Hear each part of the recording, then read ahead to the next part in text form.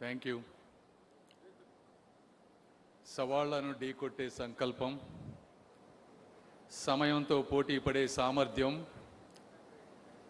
ఆంధ్రప్రదేశ్ అభివృద్ధిలో అలుపెరగని ప్రయాణం పోరాటం చేస్తున్నటువంటి మాన్యశ్రీ గౌరవ ముఖ్యమంత్రి శ్రీ నారా చంద్రబాబు నాయుడు గారికి విమర్శలను ఎదిరించినటువంటి ధైర్యం, పెట్టుబడి సునామీని సృష్టించినటువంటి పనితనం, వ్యక్తిగా మొదలై వ్యవస్థగా ఎదిగినటువంటి శ్రీ నారా లోకేష్ గారికి వినయం, విధేయత, వ్యక్తిత్వం కలగలిసిన టీడీపీ అధ్యక్షులు శ్రీ పల్లా శ్రీనివాస్ గారికి అంకిత భావం, క్రమశిక్షణ, చిత్తశుద్ధి, నరంలో ప్రతి స్వరంలో నింపుకున్న తెలుగుదేశం పార్టీ కార్యకర్తలకు, నాయకులకు నా హృదయపూర్వక నమస్కారాలు.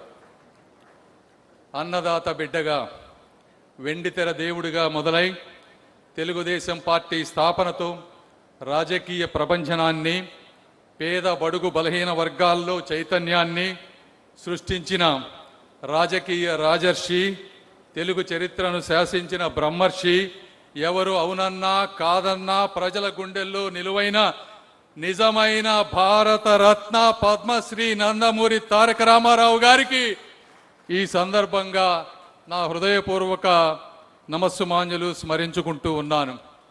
చరిత్రలో కొన్ని ఘట్టాలు వస్తాయి. అవి ప్రభుత్వాలను మార్చడమే కాకుండా రాబోయే తరాల భవిష్యత్తును కూడా నిర్ణయిస్తాయి. 2024 ఎన్నికలు కూడా అలాంటివే.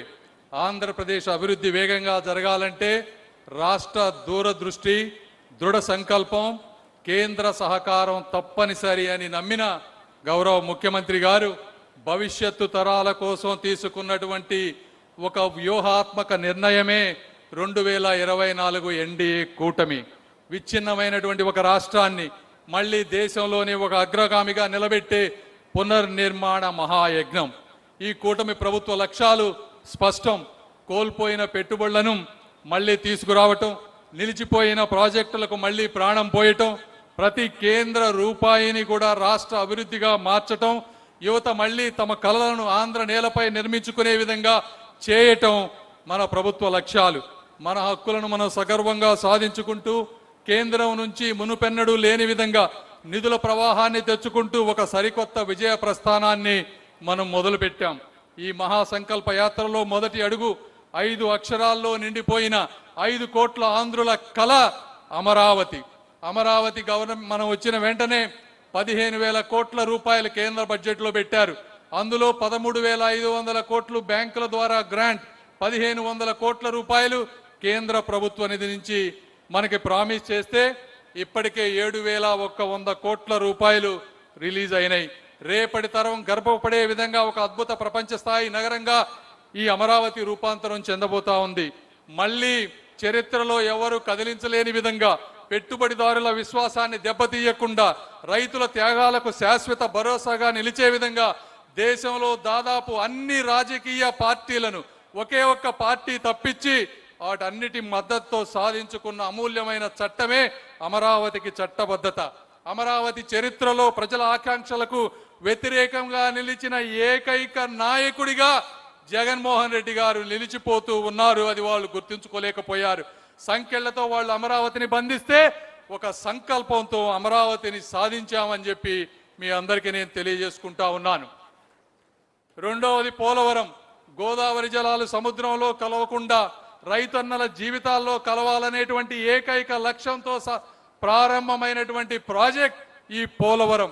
పోలవరం ప్రాజెక్టు పూర్తయితే 7 లక్షల ఎకరాలకు ఇప్పటి వరకు సాగులోకి రాకుండా ఉన్నటువంటివి, అదేవిధంగా ఇప్పుడు సాగు చేస్తూ రెండో పంటకి ఉపయోగం లేనటువంటి 23 లక్షల ఎకరాలు, అంటే మొత్తం 30 లక్షల ఎకరాలు సస్యశ్యామలం అయ్యి నీటి స్థిరీకరణ జరిగి రైతులకు ఆదాయం పెరిగేటువంటి అవకాశం. 540 గ్రామాలలో స్వచ్ఛమైన శుద్ధమైన మంచినీరు వచ్చేటువంటి అవకాశం. ఎందుకంటే ఒక గుంటూరు ప్రాంతంలో తీసుకుంటే 3 లక్షల ఎకరాల ఆయకట్టు ఉంటే 3 లక్షల ఎకరాల్లో మొదటి పంట పండుతుంది. కేవలం 1,50,000 ఎకరాల్లో మాత్రమే రెండో పంట పండుతుంది. అంటే ఇంకా 1,50,000 ఎకరాల్లో రెండో పంట పండితే 40,000 రూపాయలు పైగా రైతుల్లో ఆదాయం పెరుగుతూ ఉంది.